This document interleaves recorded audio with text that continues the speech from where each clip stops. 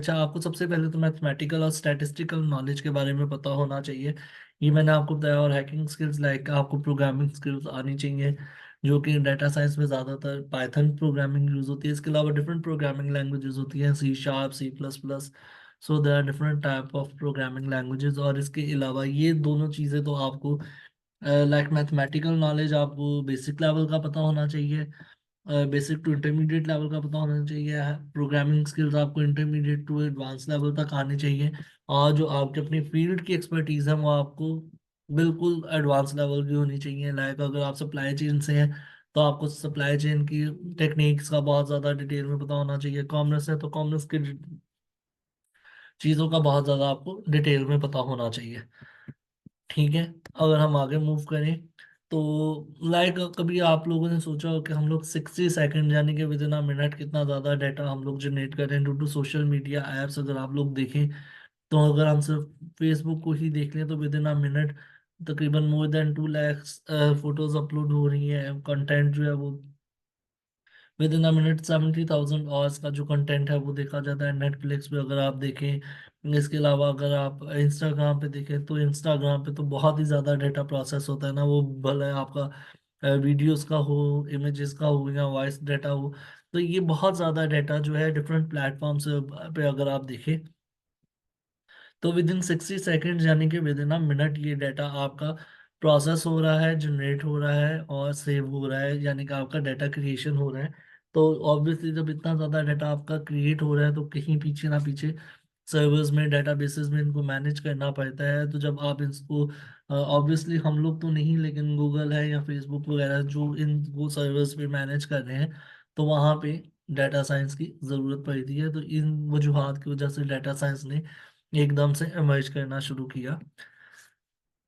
आप लोगों ने कभी सोचा है कि how much data do you produce in a day? ठीक है, जरा मुझे चैट बॉक्स में जवाब दीजिए कि एक दिन में कितना डाटा आप लोग प्रोड्यूस करते होंगे। या आप लोग नहीं, ओवर द वर्ल्ड कितना डाटा एक दिन में प्रोड्यूस होता है। जल्दी जल्दी से ना चैट के ऊपर आप लोग बता दें ताकि पता चले कि आप लोग एक्टिव होकर लेक्चर सुन रहे हैं। लेट्स सी कौन इस वक्त एक्टिव है। एस्टिमेटेड बेशक बताएं कि एक दिन में कितना डाटा प्रोड्यूस हो रहा है ओवर द वर्ल्ड।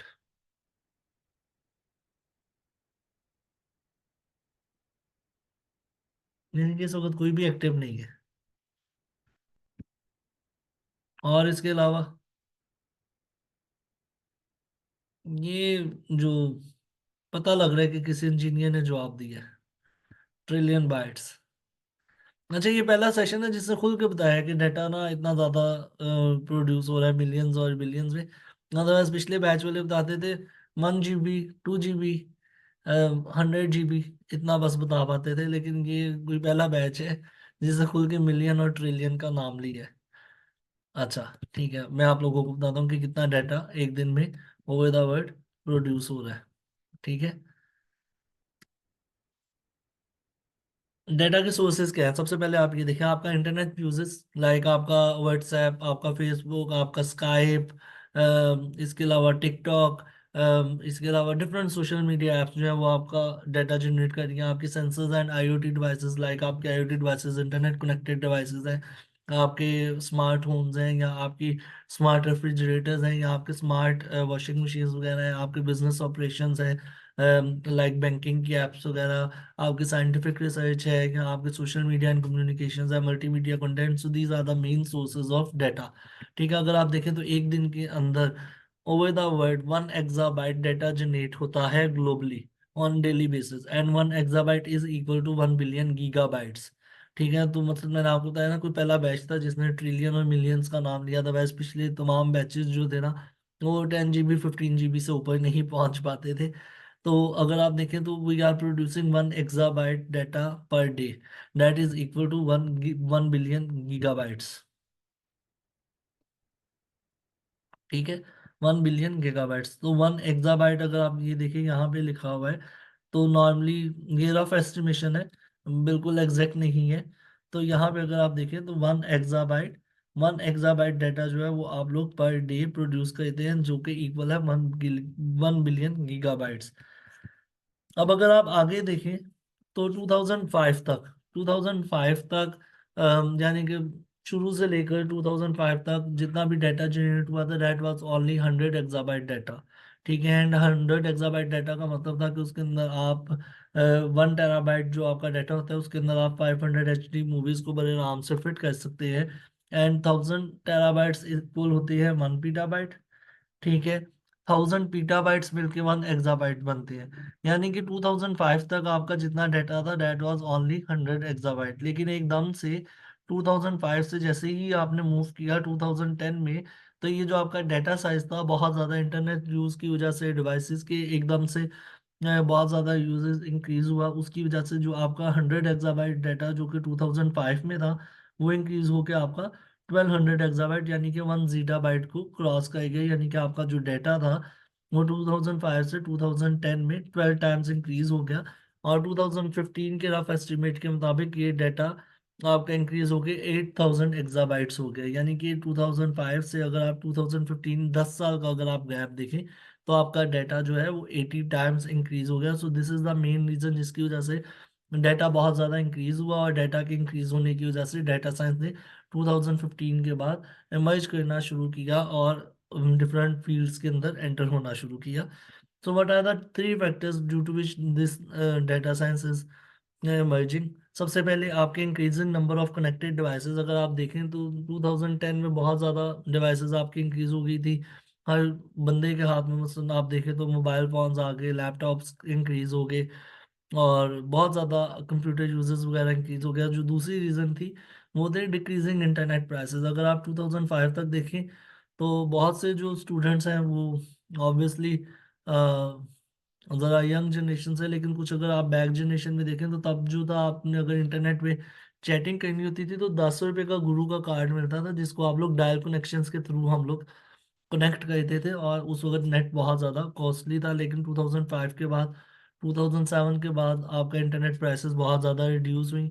इसके अलावा आपकी decreasing cost of data storage devices and data storage devices, पहले कभी हार्ड ड्राइव्स होती थी, लेकिन अब आपको डाटा स्टोरेज डिवाइसेस में आपको गूगल ड्राइव मिल जाता है, आपको वन ड्राइव मिल जाता है। जितने मर्जी अकाउंट बनाते जाएं आपको free of cost data storage मिलती जाएगी। अगर आपको 150 GB डाटा चाहिए तो आप गूगल ड्राइव के 10 अकाउंट बना लें तो आपको 150 GB डाटा मिल जाएगा।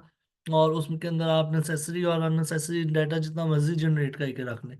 ठीक है, तो ऑब्वियसली जब आपका डाटा स्टोरेज डिवाइसेस जो थी उनकी प्राइस जब आपकी डिक्रीज हुई तो उस वजह से भी आपका डाटा बहुत ज़्यादा इंक्रीज हुआ। लाइक कुछ फोटोज हम लोग अपने मोबाइल में रखते हैं, अच्छा चलो इसको सेव करने के लिए ड्राइव में रख लेते हैं, अब बैकअप के लिए दूसरी ड्राइव में रख लेते हैं। तो दीज आर द रीजंस कि आपका डाटा बहुत ज़्यादा इंक्रीज हुआ और डाटा साइंस ने इमर्ज करना शुरू किया। सो ये एक रफ सा ग्राफ है कि 2010 से लेकर 2019 तक आपका जो है total number of IoT devices कितनी इंक्रीज हुई। इसमें आपका जो है जो आपका ब्लैक पोर्शन है वो नॉन आईओटी डिवाइसेस को शो कर रहा है, और जो आपका रेड पोर्शन है वो आईओटी डिवाइसेस को शो कर रहा है कि with the passage of time आपकी आईओटी डिवाइसेस इंक्रीज होती जा रही हैं और नॉन आईओटी डिवाइसेस जो है वो उतने की उतनी ही है जो 2010 में थी, लाइक 8 मिलियंस थी। तो वो अभी तक इंक्रीज होके बढ़िया 10 मिलियंस तक जाएंगी 2025 तक, और बिलियंस तक। लेकिन जो आपकी आईओटी डिवाइसेस है, इंटरनेट कनेक्टेड डिवाइसेस, उसमें आपके स्मार्ट होम्स भी हो सकते हैं, आपकी स्मार्ट फैक्ट्रीज भी हो सकती हैं, उसमें आपके स्मार्ट अप्लायंसेस भी हो सकती हैं। तो ये सारी डिवाइसेस जो हैं बहुत ज़्यादा इंक्रीज होती जा रही हैं, जिसकी वजह से आपका डाटा बहुत ज़्यादा इंक्रीज होता जा रहा है। लाइक आईओटी डिवाइसेस में मैं आपको सिंपल एग्जांपल देता होता हूँ। आईओटी रेफ्रिजरेटर, पाकिस्तान में तो नहीं लेकिन बाहर की कंट्रीज में बहुत ज़्यादा आईओटी रेफ्रिजरेटर्स आ चुके हैं, जिसमें आपका जो रेफ्रिजरेटर होता है वो आपके मोबाइल के साथ कनेक्ट होता है, और उसके अंदर आपने अपनी तमाम इन्वेंट्रीज जो है डिफाइन की होती है। लाइक आपके रेफ्रिजरेटर में ऑल टाइम 2 लीटर मिल्क जो है वो रिजर्व रहना है, बटर इतना रिजर्व रहना है, चीज़ इतनी रिजर्व रहनी है।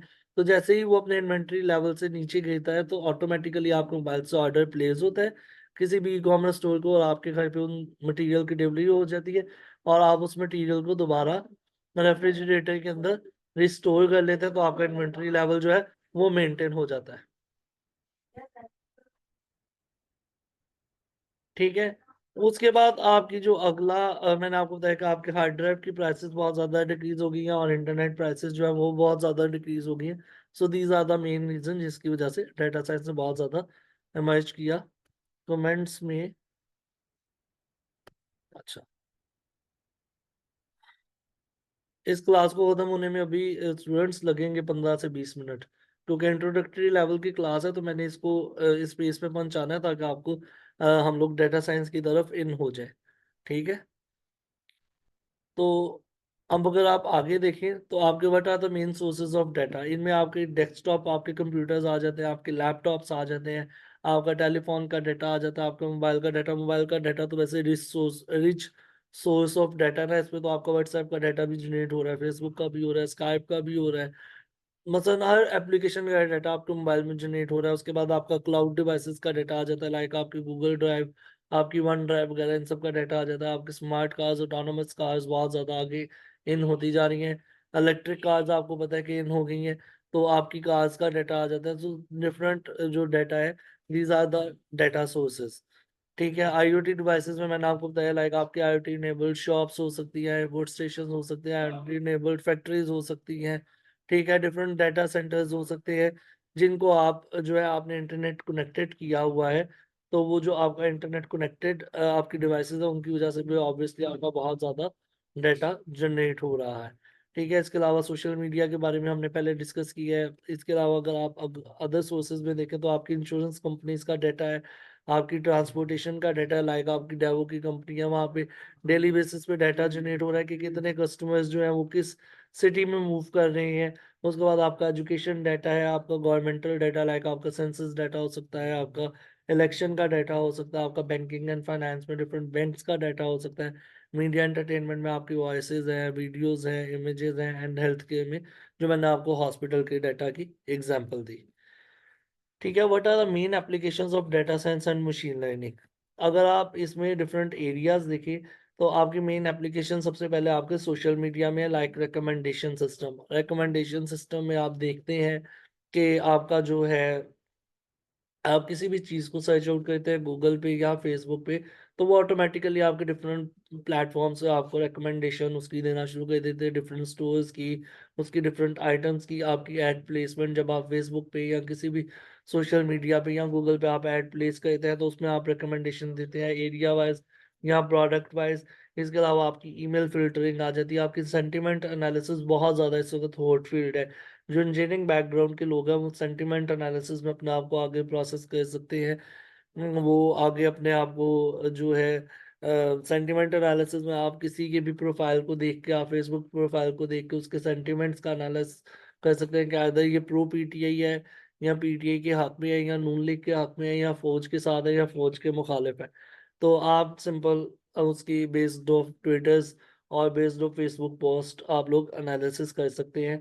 उसके बाद आप अगर बैंकिंग सेक्टर से हैं तो आपकी क्रेडिट स्कोरिंग, आपका fraud detection, anti money laundering वगैरह, प्राइस ऑप्टिमाइजेशन में इसकी फील्ड्स हैं। ठीक है।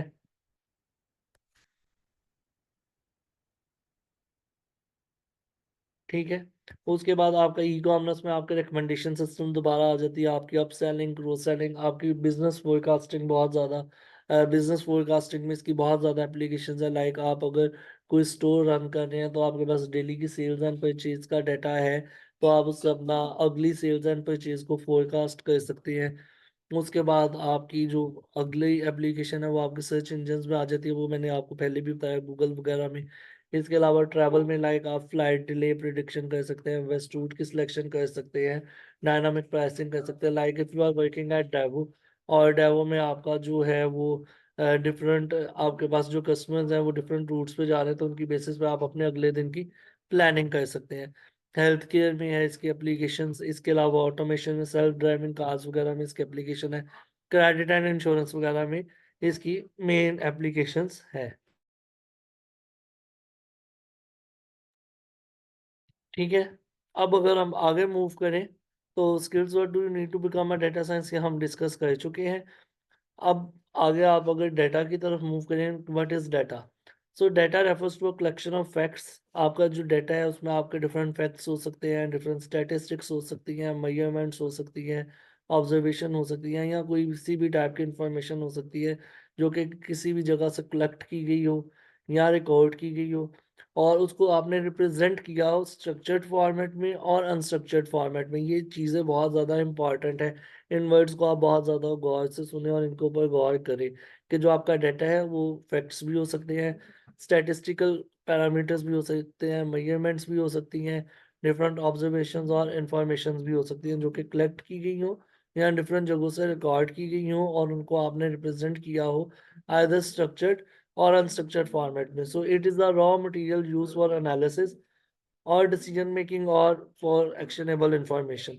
सो ये आपका एक सेट होता है। क्वांटिटेटिव वैल्यूज भी हो सकती है इसमें और क्वालिटेटिव वैल्यूज भी हो सकते हैं। क्वालिटेटिव में लाइक कोई मेल है या फीमेल है, लाइक कोई लाइक करता है या डिसलाइक करता है, और क्वांटिटेटिव में ऑब्वियसली किसी की एज हो सकती है, किसी की सैलरी हो सकती है, किसी का जो है कि किसी ने आज पूरे दिन में कितने किलोमीटर कार चलाई, तो ये आप क्वांटिटेटिव वेरिएबल्स हो सकते हैं। इनको आगे जाके हम आज देखेंगे। ठीक है, बिग डाटा को अगर आप छोड़ें तो ये मैंने आपको डाटा के बारे में बताया कि क्वालिटेटिव एंड क्वांटिटेटिव होती है, और इसमें आपको मैंने वर्बली ही इसको मैंने आपको एक्सप्लेन कर दिया है पहले ही। अब अगर आप देखें तो data set, how are data set looks alike, ये एक आपको स्मॉल डेटा सेट इसमें मैंने दिखाया। आगे जाके ऑब्वियसली मैं आपको कैगल से सीएसवी इंपोर्टेड डेटास भी दिखाऊंगा, इमेजेस के डेटा सेट्स भी हम लोग देखेंगे। अगर आप देखें तो ये आपके पास एक डेटा सेट है। इस डेटा सेट के अंदर आपके पास 5 कॉलम्स है। ठीक है, इन कॉलम्स को आप एट्रीब्यूट्स कहते हैं। इन कॉलम्स को आप एट्रीब्यूट्स कहते हैं। ठीक है, इन कॉलम्स को आप एट्रीब्यूट्स कहते हैं। लाइक एक नेम का कॉलम है, इसको आप एट्रीब्यूट नंबर 1 कहेंगे। देन कंट्री ऑफ ओरिजिन है, इसको आप एट्रीब्यूट नंबर 2 कहेंगे। इसके बाद एक सेक्स का कॉलम है, इसको आप एट्रीब्यूट नंबर 3 कहेंगे। देन वेट एंड हाइट है।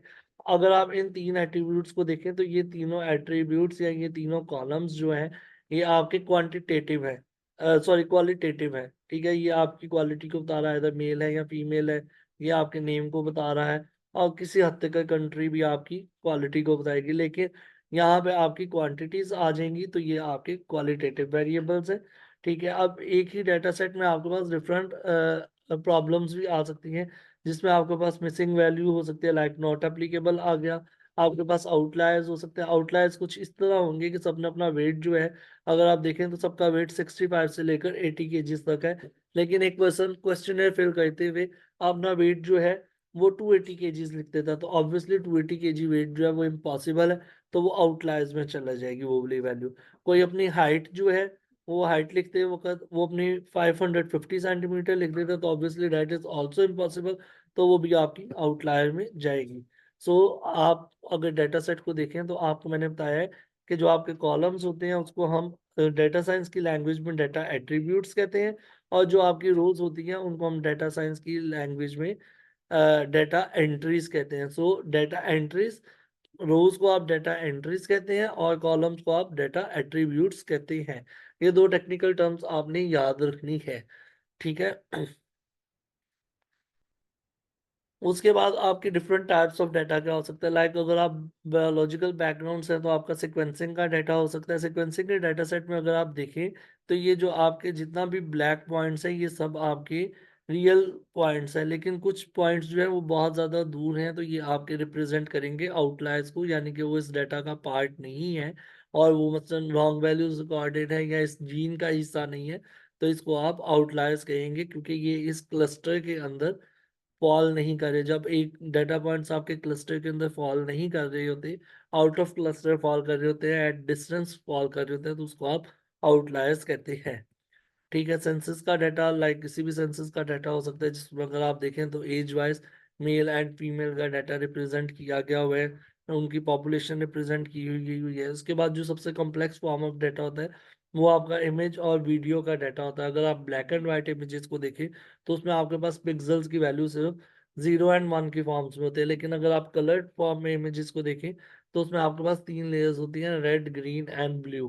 तो ऑब्वियसली जब आप इमेजेस के डाटा को प्रोसेस करते हैं या एनालिसिस उसका करते हैं, तो that is always a difficult task.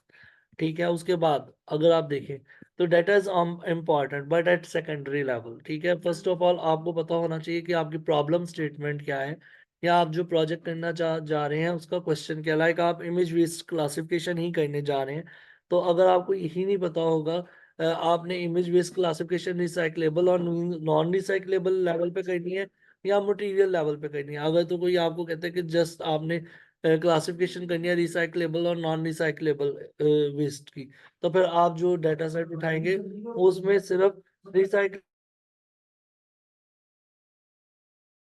उसमें सिर्फ आप रिसाइकलेबल और नॉन रिसाइकलेबल की क्लासिफिकेशन करेंगे। और अगर कोई मटेरियल वाइज क्लासिफिकेशन कहता है, तो फिर आप जो डाटा सेट लेंगे उसमें आपके पास डिफरेंट मटेरियल्स होंगे, लाइक वुड, मेटल, ग्लास वगैरह। ठीक है, तो ये आज का लेक्चर हम यहाँ तक जो है वो कंप्लीट करते हैं। उसके बाद हम लोग इंशाल्लाह ताला अपने नेक्स्ट लेक्चर में हम लोग कवर करेंगे different types of data, like structured data क्या होता है, सेमी स्ट्रक्चर्ड डाटा क्या होता है, और अनस्ट्रक्चर्ड डाटा क्या होता है। तो आज के लेक्चर हम यहाँ तक